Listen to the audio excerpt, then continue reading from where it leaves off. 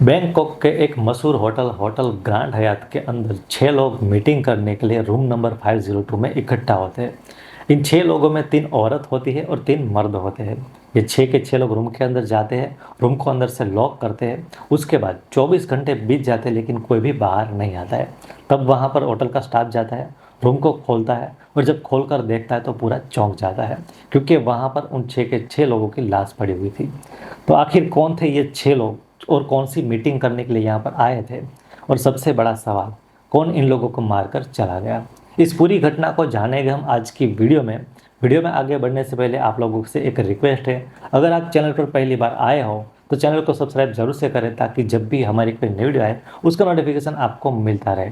साथ ही वीडियो में दी गई जानकारी अगर आपको अच्छी लगती है तो वीडियो को लाइक करें, और इस वीडियो से रिलेटेड अगर आपका कोई भी सुझाव या तो फिर राय हो तो हमें कमेंट करके ज़रूर से बताएं। चलिए आज की वीडियो को शुरू करते हैं।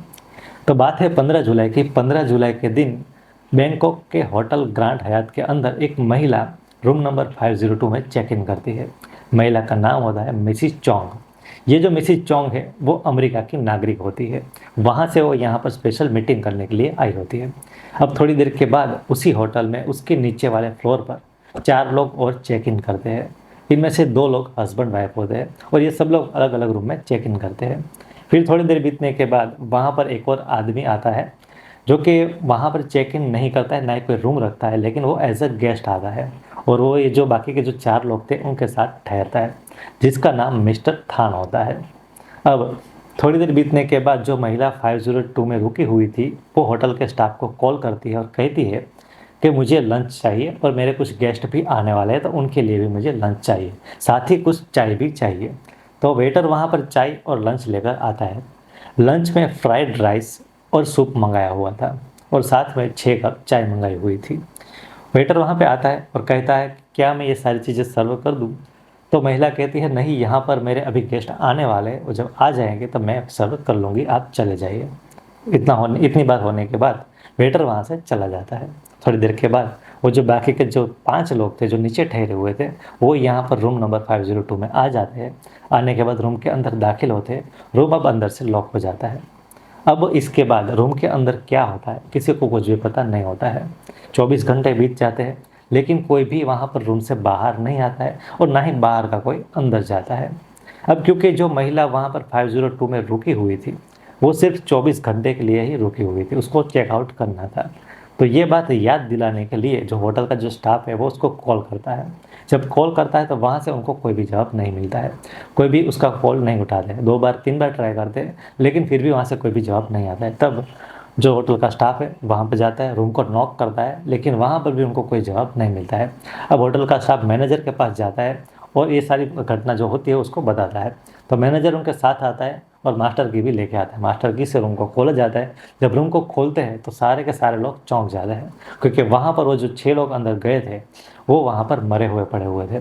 जैसे रूम को खोलते थोड़ा आगे बढ़ते तो वहाँ पर एक आदमी उल्टा लेटा हुआ वहाँ पर पड़ा हुआ था। वहाँ से थोड़ा आगे ड्राइंग रूम में जाते तो वहाँ पर 2 और लाश पड़ी हुई थी, वो भी इसी तरह से उल्टी वहाँ पर पड़ी हुई थी। थोड़ा और आगे जाते तो वहाँ पे एक बाथरूम का जाने का रास्ता था और बेडरूम का रास्ता था, दोनों के बीच में वहाँ पर भी 2 लोग और पड़े हुए थे। और यहाँ से थोड़ा आगे जाते एक बेडरूम था और बेडरूम के अंदर एक महिला की लाश पड़ी हुई थी। तो इस तरह से टोटल जो 6 लोग थे, 6 के 6 लोग यहाँ पर इस तरह से मरे हुए पड़े हुए थे। तो होटल का स्टाफ तुरंत पुलिस को कॉल करता है। पुलिस यहाँ पे आ जाती है और आने के बाद इन्वेस्टिगेशन स्टार्ट करती है। सबसे पहले होटल के स्टाफ से पूछा जाता है कि आप में से सबसे लास्ट में किसने इन 6 लोगों को साथ में देखा था? तो सबसे लास्ट में वही एक वेटर होता है। वेटर बताता है कि मैं यहाँ पे रूम में आया था और ये जो लंच और जो चाय थी वो रख कर मैं यहाँ से चला गया था, बाकी मुझे कुछ पता नहीं है। इसके बाद पुलिस और जो लाश है उसका अच्छे से इन्वेस्टिगेशन करती है। तो देखती है जो लाश है उसके नाखून है वो थोड़े से जामुनी कलर के हो चुके थे और जो होठ है वो भी थोड़ा सा जामुनी कलर के हो चुके थे। और यहाँ पर यही चीज़ सभी के सभी लाश के साथ हुई थी। सभी के मरने का तरीका भी एक था और सभी की बॉडी एक जैसी लग रही थी। अब यहाँ पर ये जो बॉडी है उसको पोस्टमार्टम के लिए भेजा जाता है और साथ ही अब जो लंच था उस लंच को चेक किया जाता है। लंच में जब देखते हैं तो जो चीज़ मंगाई हुई थी वो एज अ टीज वैसी की वैसी पड़ी हुई थी, उसमें से कुछ भी हिलाया नहीं गया था। अब थोड़ा आगे जाते रूम के अंदर तो वहाँ पर एक जो 6 कप चाय पड़े हुए थे और जो मग था चाय का वो भी वहाँ पे पड़ा हुआ था। अब जो कप थे उसमें थोड़ी थोड़ी चाय बची हुई थी और मग में भी थोड़ी सी चाय पड़ी हुई थी। तो यहाँ पर पुलिस वालों को पता चलता है कि जो 6 कप चाय है उसमें से थोड़ी थोड़ी चाय पी गई थी। तो हो सकता है इस चाय में ही कुछ मिलाया गया था, या तो ये जहर हो सकता है तो कुछ और हो सकता है, लेकिन यही चीज़ पीने के बाद इन लोगों की मौत हुई थी। तो ये जो चाय जो बाकी की बची हुई थी उसको लैब में भेजा जाता है, साथ ही उन कप को भी लैब में भेजा जाता है इन्वेस्टिगेशन करने के लिए।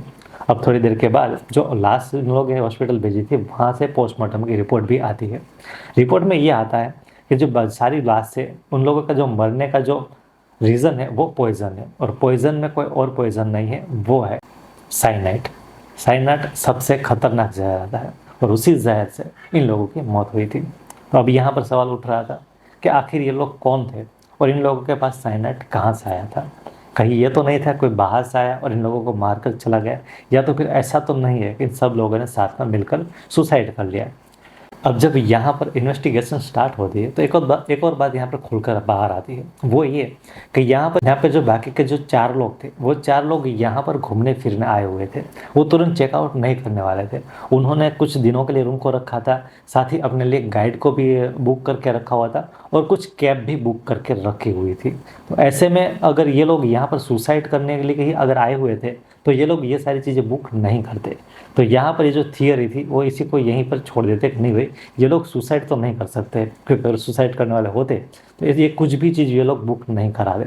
तो यहाँ पर ये सुसाइड तो बिल्कुल भी नहीं हो सकता था। तो अगर ये सुसाइड नहीं है तो सबसे पहले पुलिस को अब आगे इन्वेस्टिगेशन के लिए ये जानना जरूरी था कि आखिर ये लोग है कौन और कहाँ से आए हुए हैं। तो जब इन लोगों की जानकारी निकाली जाती है तो पता चलता है कि इनमें से जो 2 लोग हैं वो अमेरिका के नागरिक है, और उनमें से एक जो औरत है वो अमेरिका की नागरिक है और जापान में रहती है और वहाँ पर उसका एक बिजनेस है।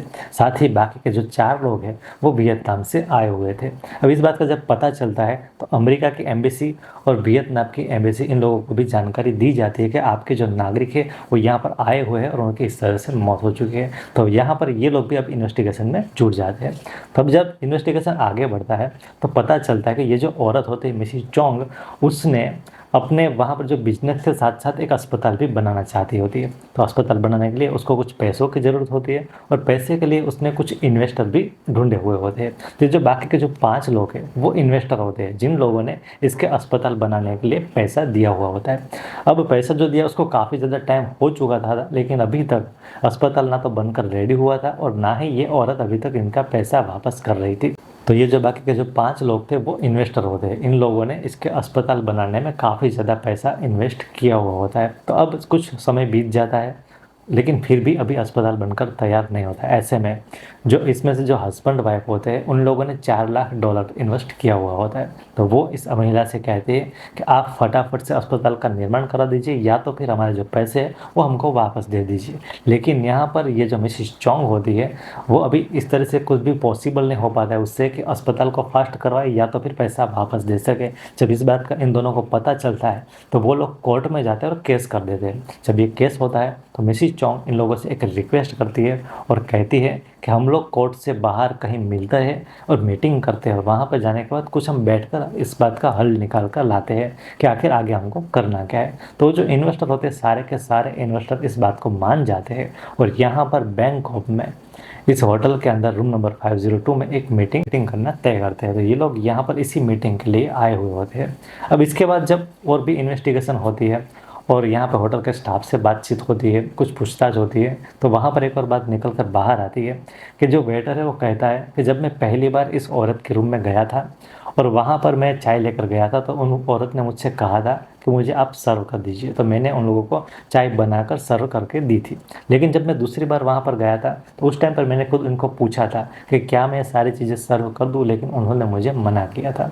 तो ऐसे में पुलिस को शक होता है क्योंकि पहली बार उसने सर्व करने को हाँ बोला था लेकिन दूसरी बार मना किया था। तो उस टाइम पे जब मना करने के बाद जो मेहमान है वो भी आने वाले थे, तो हो सकता है उसी टाइम पे जब ये वेटर वहाँ से निकल गया और मेहमान आए उसके बीच में जो टाइम मिला उसी टाइम में ये जो साइनाइड है वो इसने यहाँ पे मिला दिया। तो यहाँ पर ये हो सकता है कि यहाँ पर 5 जो है वो मर्डर थे और एक सुसाइड था। इस बात का वो लोग एक रिपोर्ट इस तरह से तैयार करते हैं, लेकिन अभी तक वो एक निष्कर्ष पर नहीं पहुँच पाए थे। इस वजह से वो अमेरिका के FBI से भी मदद मांगते और कहते कि आप भी यहाँ पर आए और हमारे साथ इन्वेस्टिगेशन कीजिए। तो एफबीआई जब इस केस में आती है उसके बाद वो पूरा का पूरा जो घटनाक्रम था उसको रिक्रिएट करते हैं। उसकी जो सारी लाश की बॉडी होती है सभी बॉडी को चेक करते हैं। साथ ही जो चाय के कप मिले थे उन कप को भी चेक किया जाता है। उसके बाद काफ़ी ज़्यादा इन्वेस्टिगेशन करने के बाद एक रिपोर्ट जो एफबीआई और थाईलैंड की पुलिस को देती है। रिपोर्ट में ये लिखा हुआ था कि यहाँ पर ये जो औरत आई थी उसी ने इन 5 लोगों का मर्डर किया था और मर्डर करने के बाद खुद सुसाइड कर लिया था। और ये ऐसे ही नहीं कि इन लोगों ने रिपोर्ट सौंपी थी, उसके पीछे भी एक रीज़न था।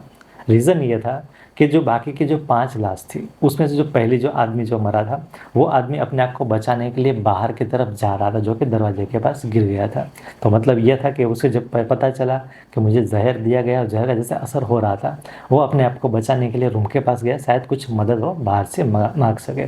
उसके बाद जो 2 लोग थे जो बाथरूम के पास गिरे थे उसका भी यही था कि उन लोगों को भी जैसे पता चला कि जहर शरीर में असर कर रहा है तो वो लोग भी वहाँ पर बाथरूम के पास जा रहे थे शायद उल्टी करने के लिए कि जो पेट में गया उसको हम बाहर निकाल दें। बस एक औरत ही ऐसी थी जो कि बेड पर आराम से बैठी हुई थी। तो इसका ये मतलब हो रहा था कि सबसे पहले तो उसने उन 5 लोग जो इन्वेस्टर थे उन लोगों के कप पर साइनाइड मिलाया। साइनाइड मिलाने के बाद उन लोगों ने जैसे चाय पी ली, जहर का जैसे असर हुआ, जैसे वो सब लोग मर गए, जैसे उसको पता चला कि सबके सब मर चुके हैं, उसके बाद उसने खुद भी अपनी चाय में जहर मिला के साइनाइड मिला के पी लिया और वहाँ पर बेड पर आराम से बैठ गई। तो इस तरह से पूरी की पूरी रिपोर्ट इन लोगों ने दे दी है थाईलैंड को और इसी तरह से ये जो गुत्थी थी उसको सुलझा दी गई है। तो ये थी आज की कहानी। उम्मीद करता हूँ आप सभी को आज की हमारी ये जानकारी अच्छी लगी होगी। जानकारी अच्छी लगी हो तो लाइक करें और चैनल पर नया हो तो सब्सक्राइब जरूर से करें।